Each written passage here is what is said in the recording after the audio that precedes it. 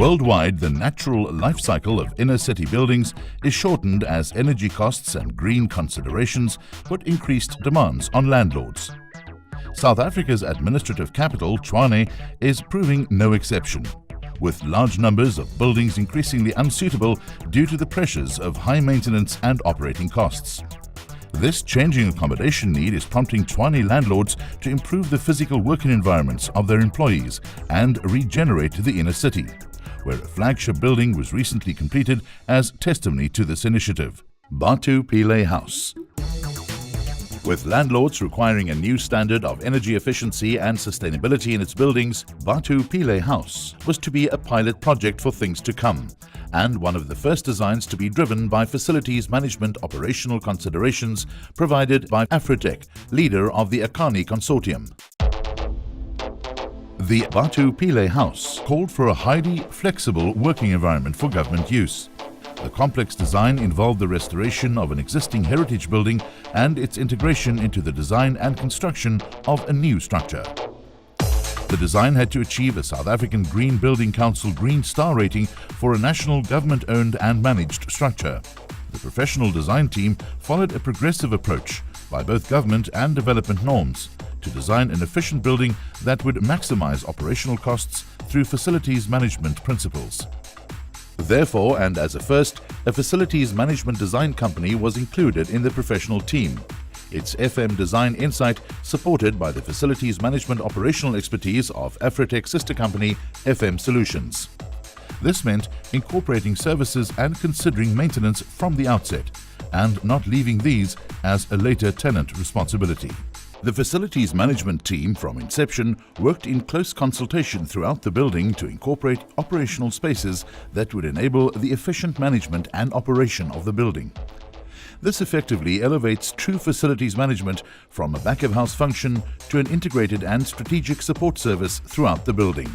Traditionally, we wouldn't have been brought in. We'd be given the building once it's built and told, here it is. Now run it to the best of your possibilities. If you give that input in the beginning of a project, the longer term benefits are huge. The only people who are going to benefit is the long term is going to be, should we say, the owner of the building, because he's never going to end up with space which is unused, so unrented, not made use of because it's inefficient.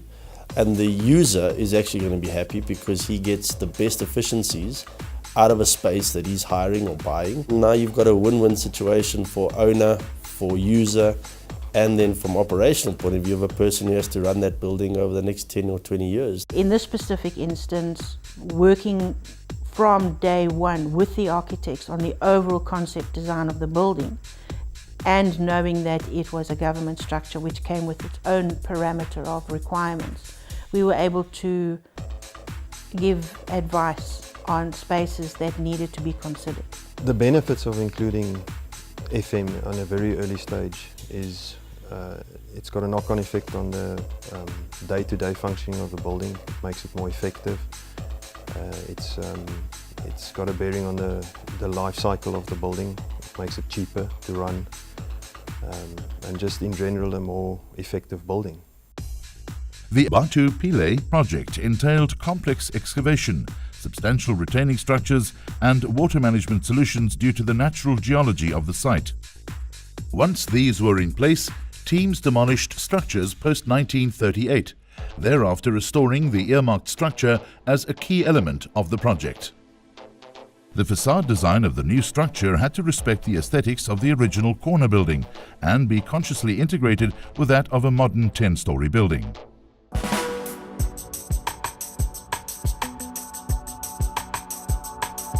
To achieve this, the architects took design cues from the proportions of the first 3 new stories and matched these to the proportions of the original building. In order to maximize the development potential of the site and ensure optimum utilization of the available bulk of the site, the design developed around a centrally located atrium. This not only created an impressive architectural feature, but also allowed for better greening of the building through narrower floor plates, more natural light, and better ventilation. To obtain the Green Star rating, building efficiency was key and demanded practical solutions that would ease long-term maintenance and ensure sustainability. These solutions include a sloped wheelchair-friendly main reception desk, primary and secondary security access points into the main foyer, with primary reception and waiting areas for visitors not requiring security accreditation, and provision for the secure reception of parcels, asset auditing at main delivery points, as well as mail delivery security procedures throughout the building. The brief also called for a fully serviced ground floor kitchen designed for the in-house preparation and delivery of catering goods to the adjacent staff cafeteria and upstairs conference facilities. Dumb waiters, service and catering lifts connect the ground floor kitchen and cafeteria with boardrooms, keeping waste, trays and trolleys out of general staff areas. With a view to long-term operational sustainability, future cost savings on maintenance and limiting attic stock, all finishes are standardized as far as possible, with minimal differentiation in general finishes across executive and staff areas. The design accommodates operational flow without interfering with day-to-day staff movement. It ensures that often overlooked daily facilities such as pause areas, meeting rooms, toilets, storage cupboards and sluice rooms daily utilized by maintenance teams are included and correctly located to allow for inconspicuous service execution. Within this particular building and the atrium that we have rising through the middle with all the services coming off it, it was agreed with the tenant that all the space around that atrium would be what we would term primary circulation. That means it's accessible to anybody at any time. It's not cut off. Designing for building efficiency also included measures to effect future cost savings.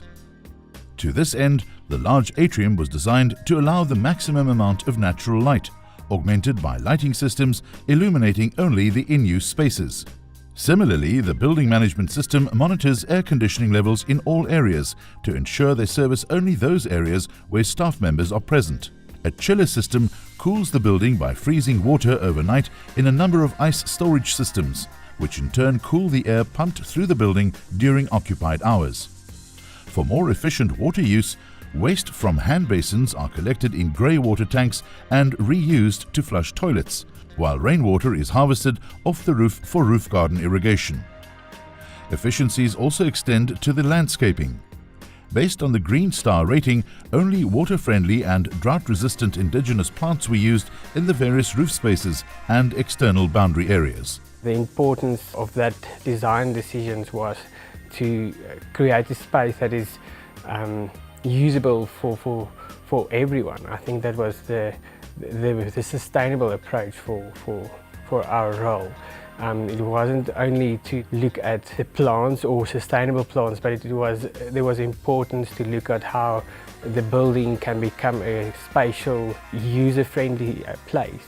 You can design and you can in fact build the best green building in the world. But if you haven't thought through how that building is going to be operated, which is exactly where the facility management industry plays, then all you've done is actually waste a whole lot of effort. We've seen case study that proves that it becomes in fact cheaper when the professionals collaborate right at the beginning rather than in the sort of traditional iterative type process. I think everybody wins, quite frankly, so most importantly the planet wins. The building owner wins. The occupants win because green buildings are more productive. The facility management industry is a core player in maintaining that environment, in realization of the benefit. Building efficiency, however, does not come at the expense of practicality. The building comfortably houses a full government department on 10 stories.